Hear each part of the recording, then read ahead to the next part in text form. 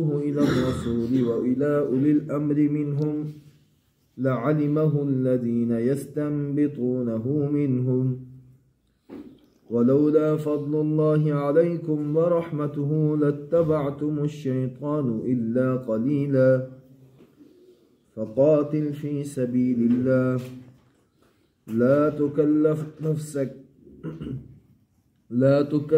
إلا نفسك وحرض المؤمنين عسى الله أن يكف بأس الذين كفروا والله أشد بأسا وأشد تنكيلا من يشفع شفاعة حسنة يكن له نصيب منها ومن يشفع شفاعة سيئة يكن له كفل منها وكان الله على كل شيء مقيتا وإذا حييتم بتحية فحيوا بأحسن منها أو ردوها إن الله كان على كل شيء حسيبا الله لا إله إلا هو ليجمعنكم إلى يوم القيامة لا ريب فيه ومن أصدق من الله حديثا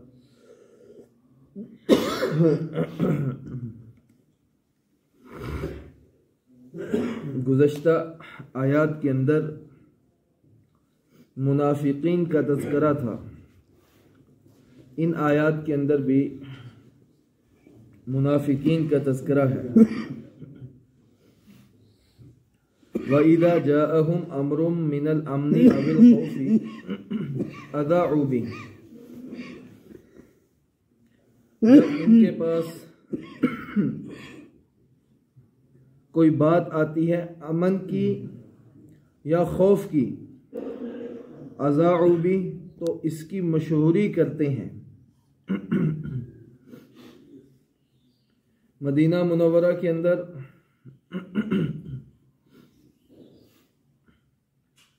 मुसलमान अमन से रह रहे हैं।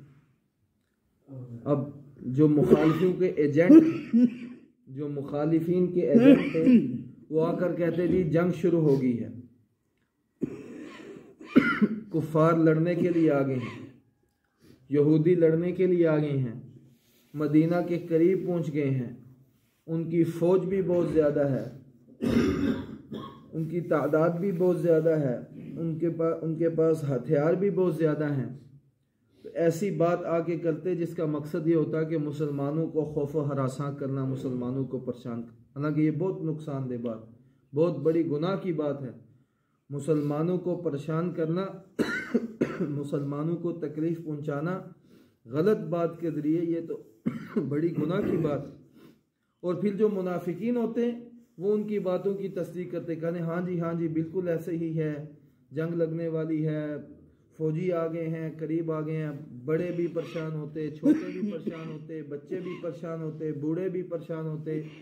औरतें भी परेशान हो जाती। तो और फिर इसके मुखालिफ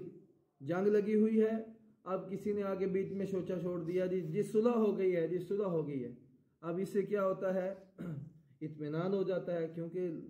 लड़ाई झगड़ा जंग इससे नुकसान भी होता है।